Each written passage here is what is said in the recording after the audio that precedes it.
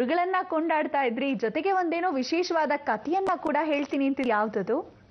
ಈ ಕಥೆ ಹೇಳಕ್ಕೆ ಮೊದಲು ಇವತ್ತಿನ ದಿವಸದ ಕಾರ್ಯಕ್ರಮದಲ್ಲಿ ನಾಳೆ ಮತ್ತು ನಾಡಿದ್ದು ನಿಮಗೆಲ್ಲರಿಗೂ ಜ್ಞಾಪಿಸಬೇಕಾದ ಬಹಳ ವಿಚಾರ. ಈ ಜ್ಞಾಪಿಸೋದು ಗುರು ಪರಂಪರೆಯಲ್ಲಿ ಗುರುವಾರ ದಿವಸ ಎಷ್ಟು ಚೆನ್ನಾಗಿ ಜ್ಞಾಪಿಸ್ತೀವೋ ಹಾಗೇನೆ ಒಂದು ಗುರು ದತ್ತಾತ್ರೇಯರಾಗಿರ್ತಕ್ಕಂಥವರ ವಿಚಾರದಲ್ಲಿ ಮಾತಾಡ್ತಾ ಇವತ್ತು ಗುರು ಪರಂಪರೆಯ ವಿಚಾರದಲ್ಲಿ ನಾಳೆ ನಾಡಿದ್ದು ನಡೀತಕ್ಕಂಥ ವಿಶೇಷವಾಗಿರತಕ್ಕಂಥ ಪೌರ್ಣಮಿ. ಆ ಪೌರ್ಣಮಿಯಲ್ಲಿ ಗ್ರಹಣ ಬಹಳ ಮುಖ್ಯವಾಗಿರ್ತಕ್ಕಂಥ ಪಾತ್ರ. ಗ್ರಹಣದಲ್ಲಿ ಪ್ರತಿಯೊಬ್ಬ ಮನುಷ್ಯ ಏನೇನು ಮಾಡಬೇಕು ಏನೇನೋ ಮಾಡಬಾರ್ದು, ಗ್ರಹಣದಲ್ಲಿ ನಮ್ಮ ಹಣೆ ಬರ ಏನಾಗತ್ತೆ ಗೊತ್ತಿಲ್ಲ. ಚಂದ್ರಗ್ರಹಣ ಆಗಿರ್ತಕ್ಕಂಥ ಇದರಲ್ಲಿ ಬಹಳ ಘೋರವಾಗಿ ಆಗಿರ್ತಕ್ಕಂಥ ಚಂದ್ರಗ್ರಹಣ. ಈ ಘೋರವಾಗಿ ಆಗಿರ್ತಕ್ಕಂಥ ಚಂದ್ರಗ್ರಹಣದಲ್ಲಿ ತಾಯಿಯಿಂದ ಮಕ್ಕಳು ಕಳೆದು ಹೋಗ್ಬೋದು, ತಂದೆಯಿಂದ ಮಕ್ಕಳು ವಿಶೇಷವಾಗಿ ಬೇಸರಗೊಳ್ಬೋದು, ಮಾನಸಿಕ ಚಿಂತೆಯನ್ನ ಹೆಚ್ಚು ಮಾಡತಕ್ಕಂಥ ಅವಕಾಶ, ತಾಯಿಂದ್ರು ತಂದೆ ಮಕ್ಕಳು ಇಂದ ದೂರ ಆಗಿದ್ದ ಪಕ್ಷದಲ್ಲಿ ಮತ್ತೆ ಅವಕಾಶಗಳು ಆಗಬಹುದು.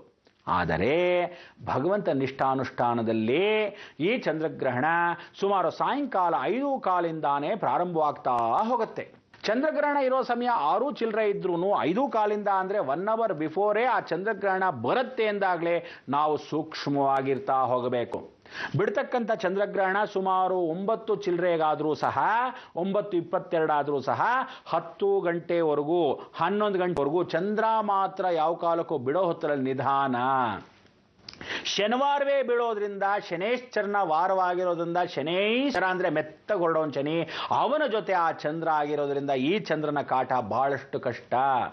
ಪೌರ್ಣಮಿ ಆಗಿರತಕ್ಕಂಥ ಇದರಲ್ಲಿ ನಿಮಗೆ ಬಹಳಷ್ಟು ಬೇಕಾಗಿರೋ ಪೌರ್ಣಮಿ ಪೂರ್ಣಚಂದ್ರನಾಗಿರೋದ್ರಿಂದ ಸತ್ಯನಾರಾಯಣ ಪೂಜೆ, ಅಮ್ಮನವರ ಪೂಜೆ, ಲಲಿತಾ ಸಹಸ್ರನಾಮ, ಗುರು ಪರಂಪರೆ, ಗುರುಗಳು ಬಹಳ ಮುಖ್ಯ ಈ ಪೌರ್ಣಮಿ ದಿವಸ. ಅದಕ್ಕೆ ವ್ಯಾಸ ಪೌರ್ಣಮಿ, ಗುರು ಪೌರ್ಣಮಿ ಅಂತ ಬರುತ್ತೆ. ಇಂಥ ಗುರು ಪೌರ್ಣಮಿ ಬಂದಾಗ ಹೇಗೆ ಫಲ ಕೊಡುತ್ತೋ, ಆ ಗ್ರಹಣದ ದಿವಸ ಗುರು ಇಲ್ಲದಿದ್ದ ಪಕ್ಷದಲ್ಲಿ ನಮ್ಮೆಲ್ಲರ ಪಾಡು ಬಹಳ ಕಷ್ಟ. ಇದು ಸತ್ಯ. ಆದ್ರಿಂದ ಎಲ್ಲರೂ ಸೀರಿಯಸ್ ತಗೊಳ್ಳಿ ಇದನ್ನ ಮ್ಯಾಟ್ರನ್ನ. ಅಂದರೆ ಎಲ್ಲರೂ ಶ್ವೇತ ವಸ್ತ್ರ ಧರಿಸ್ತಕ್ಕಂಥವ್ರು ಸಾಯಂಕಾಲ 4 ಗಂಟೆಗೆ ನಿಮ್ಮ ರಾತ್ರಿಯ ಊಟವನ್ನು ಎಲ್ಲ ಮುಗಿಸಿ ಬಿಸಾಕ್ಬಿಡ್ಬೇಕು. ಎಷ್ಟು ಜ್ಞಾಪಕ ಇಟ್ಕೊಳ್ಳಿ, ಸಾಯಂಕಾಲ 4 ಗಂಟೆ ಮೇಲೆ ಅಕಸ್ಮಾತ್ ಆದರೆ ನೀರೊಂದು ಕುಡಿಬೋದು. ಅದು ದರ್ಬೇನ ಹಾಕಿರೋ ನೀರು. ದರ್ಬೇನ ಮೊದಲೇ ಹಾಕಿರ್ಬೇಕು, ನೀರನ್ನು ಮಾತ್ರ ಕುಡಿಬೋದೇ ಹೊರತು ಇನ್ನೇನೂ ತಗೊಳ್ಳೋ ಹಾಗಿಲ್ಲ. ಫ್ರಿಡ್ಜಲ್ಲಿ ಇರ್ತಕ್ಕಂಥ ಎಲ್ಲ ಸಾಮಗ್ರಿಗಳನ್ನ ತಿಪ್ಪೆಗೆದ್ದು ಬಿಸಾಕಿ. ಅಂದರೆ ದೋಸೆ ಇಡ್ಲಿ ಹಿಟ್ಟು ಏನಿಟ್ಟಿರ್ತಿರೋ, ಉಪ್ಪಿನಕಾಯಿ, ಈ ಥರದ್ದೆಲ್ಲ ಮತ್ತೆ ಚೇಂಜ್ ಮಾಡೋಕ್ಕೆ ಅವಕಾಶ ಇಲ್ಲ. ಬೇಕೇ ಬೇಕು ಉಪ್ಪಿನಕಾಯಿ, ಆತನ ಕಾಲದ್ದು ಜಾಡಿಲಿ ಹಾಕಿಟ್ಟಿದ್ದೀವಿ ಅಂದರೆ ದರ್ಬೇನ್ ಹಾಕಿಡಿ.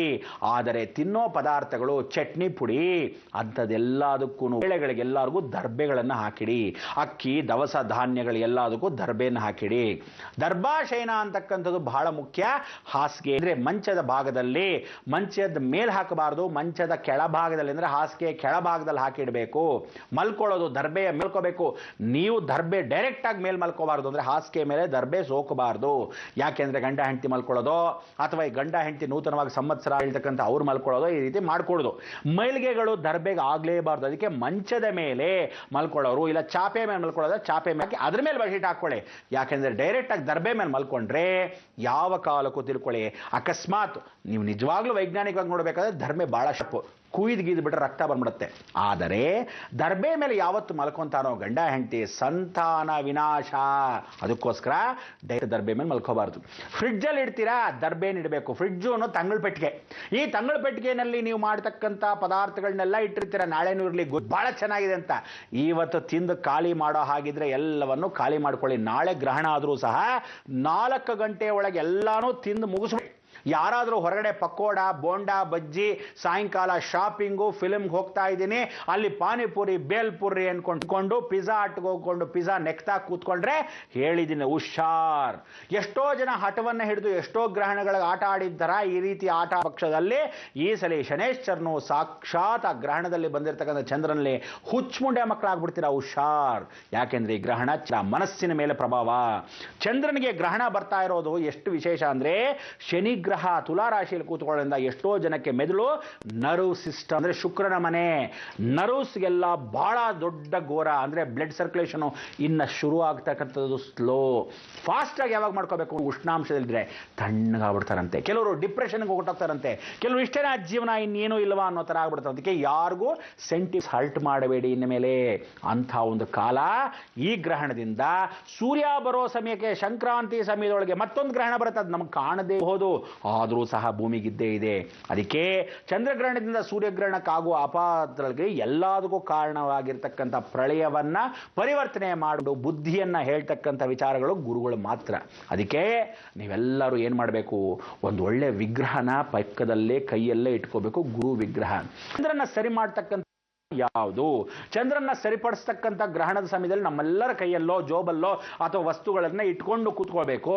ಚಂದ್ರಗ್ರಹಣದ ಸಮಯದಲ್ಲಿ ಯಾರು ರಜಾ ಹಾಕ್ತಿರೋ ರಜನ ಹಾಕ್ಲೇಬೇಕು ಯಾವ ಕಾಲಕ್ಕೂ ರಾತ್ರಿ ಏನಾದರೂ ನೀವು ಹೊರಗಡೆ ಗ್ರಹಣ ಬಿಟ್ಟು ಹೋಗುತ್ತೆ ಆಫೀಸಲ್ಲಿ ಕುಕ್ಕರ್ಸ್ಕೊಂಡಿರ್ತೀವಿ ನೀವೇನಾದರೂ ಆಫೀಸ್ಗೆ ಹೋಗಿದ್ರೆ ಪಕ್ಷದಲ್ಲಿ ಮನೆ ಬಿಟ್ಟ ಪಕ್ಷದಲ್ಲಿ ಕ್ಯಾಬ್ ಬಂದ್ಬಿಡುತ್ತೆ ಹತ್ಕೊಂಡು ಹೋಗಬೇಕು ಅನ್ಕೊಂಡು ಸಾಫ್ಟ್ವೇರ್ ಕಂಪ್ನಿಯವರು ಎಲ್ಲ ಹೋದ್ರೆ ನಿಮಗೆ ಆಗ್ತಕ್ಕಂಥ ಅನಾಹುತಗಳು ಯಾಕೆ ಅಂದ್ರೆ ಈ ಗ್ರಹಣದಲ್ಲಿ ಇನ್ನೊಂದು ವಿಶೇಷ ಎಂಥ ಭಯಂಕರ ನಡೆಯುತ್ತೆ